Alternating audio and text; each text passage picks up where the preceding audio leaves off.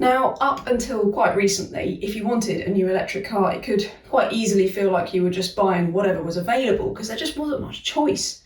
But that has all changed in the last year or so, and the situation is only getting better because there are loads of great new electric cars turning up. And I have to say, the explosion of new EVs is already starting to show on CarGurus.co.uk, where you can find loads of really great used electric cars as well, of course always from top-rated dealers. But that might not help you if you're set on having a new EV and all of those new models that are coming out soon and you're wondering whether to wait, whether to get something that's available now. Here is our list of the top EVs arriving in 2021. Now we're going to go straight in at the top with the BMW i4 because it's taken the industry a long time to come up with something to rival Tesla. Now Polestar arguably did it with the Polestar 2. But the i4 is, of course, BMW's answer to the Tesla Model 3. Now, it's expected to get an 80 kilowatt hour battery with a range of around about 373 miles. And I mean, obviously it's targeting the Model 3, so it's going to cost around about £55,000, I reckon, if you go for the top spec car that's going to have all-wheel drive and mountains of power and all that stuff. It's not been confirmed, but you can guarantee there will be cheaper, shorter range, smaller battery models available as well. Moving on from that, we have got the Ford Mustang Mach E. Now, you could argue this is a bit of a cheap one here because actually the Mach E is on sale right now and we've already reviewed it. But I'm going to throw it in because it's only just arrived and it is one of our favourite EVs because it's just such a great all-round package. Go for the longest range model and you can get a range of 370 miles. Or go for the cheaper alternatives and you can be spending less than £40,000 for a really great family SUV that's great to drive and that still has got a range of 270 odd miles. So we just really like it because it does seem to tick all the boxes and it's a fantastic family SUV and a great electric car. Moving on, we are going to stick with family SUVs and with Tesla because, of course, the Tesla Model Y is going to be here very soon. Now, there's no definite on sale date in the UK, but it's likely to be very end of 2021 or probably early 2022.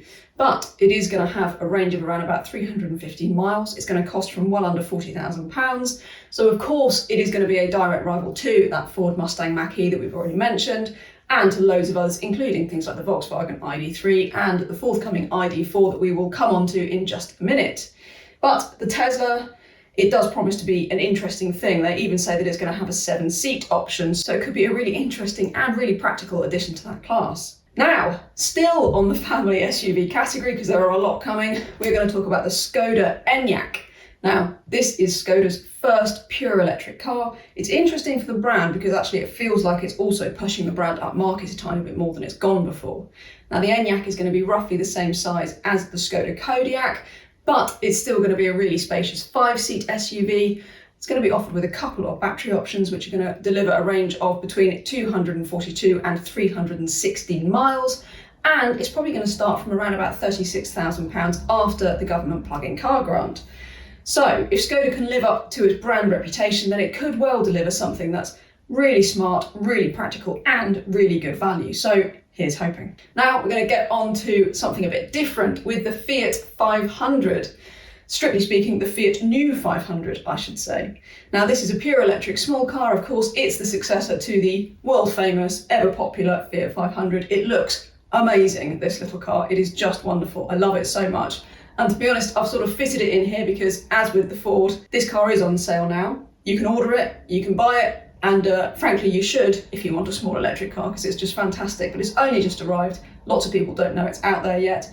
And there are still more models that are going to be arriving in the range as well in the next year, so including the entry-level model, which starts at under £20,000. But I still reckon that mid-spec, the longer range battery in the 500, which gives you a range of 199 miles and costs less than £25,000, that is the sweet spot, and it is a really lovely car. So if you're after a good value, small electric car, I think the Fiat should be top of your list. Moving on to the Volkswagen Id4. Of course, this is very much more heartland EV territory, and a lot of people are very excited about it because this is effectively Volkswagen's new pure electric alternative to the ever popular Volkswagen Tiguan. So it's going down that real kind of like practical, sensible family SUV route. There are going to be a number of battery options available as with the Volkswagen ID3 hatchback, But the ID4 is going to do up to 310 miles of driving in between charges, according to the official WLTP figures, of course. And it's going to cost from under £40,000 in the high-spec first edition trim that it's going to be launched with. In fact, you can actually order it now in that trim. And it does look like it's got loads of equipment and it looks pretty cool as well. So I think we've got high hopes for that one and we'll be driving it pretty soon. So keep your eyes peeled for the full review on the Volkswagen ID4. If you're looking at a similar price range to the ID4, but you want something a bit sportier, a bit more interesting, well, you could look to the Cupra Elborn. Now, Cupra has already proven that it can do something really fresh and interesting with the Formentor crossover. The Elborn promises to be really good as well. Now, this is Cupra's take on the ID3, but Cupra being who they are, they want to make it a bit more interesting, a bit more of a thrill to the driver. So we'd expect the Elborn to offer something along the lines of Golf GTI performance. It's going to have a range of 310 miles and it looks pretty cool as well. So I think that is an interesting option in that kind of increasingly crowded price range in the electric car class. But if you're going to talk electric cars, you can't not talk about Nissan. I mean, the Leaf is basically the godfather of the modern EV. So Nissan has got all of the experience that it needs to do a really fantastic new electric car, and it is going to try and do that with the Ariya.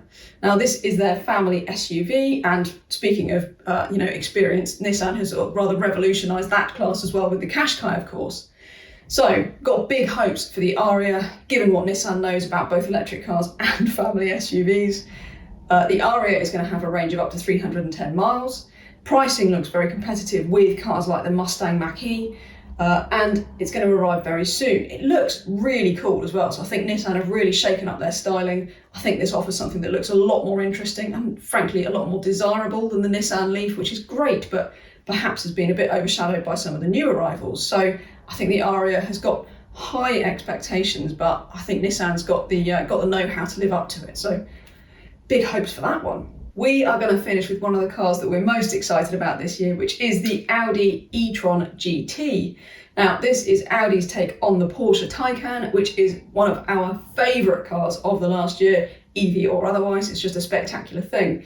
It looks a bit like a four-door R8, kind of a modern, sleeker version of a four-door R8, so I do think it looks really special.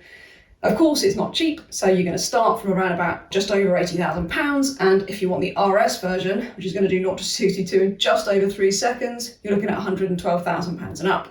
Still, that's cheaper than the Taycan, and it looks great, and we have got high hopes for what Audi can do with this platform, so really looking forward to that one. So there you have it. That is our rundown of the best EVs that are arriving in the next year or so. Now, while us enthusiasts might be quite looking forward to the E-Tron GT and a few others, it has to be said it is the family SUV class that looks like it's going to get a complete reinvention over the next 12 months, with the Tesla Model Y, the Nissan Ariya and the Volkswagen Id4 all turning up to take on the Ford Mustang Mach-E. You've got a whole class of cars there that we've not driven. We don't know what they're going to be like, but they all promise to be really, really good. So I'm really looking forward to getting those together, looking forward to seeing how that class changes in the next few months. Anyway, we hope you've enjoyed the video. Don't forget to click like and subscribe to the CarGurus UK YouTube channel, of course. And like I said, head to cargurus.co.uk to check out the used electric cars that you can get out there, all from top-rated dealers.